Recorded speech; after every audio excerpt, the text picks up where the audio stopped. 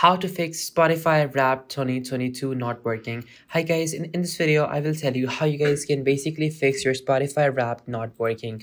So it's very easy. All that you need to do is simply open up your Spotify application.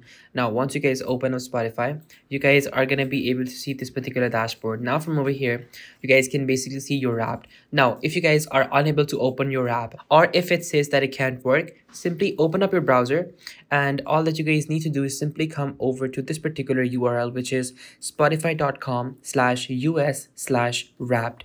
Now once you guys come over here, after that it's gonna show you this particular dashboard.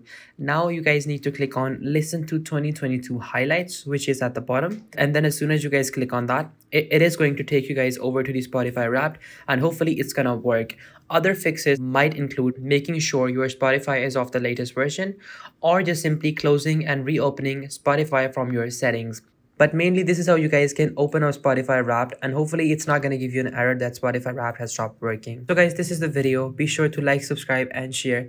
Till next time, goodbye.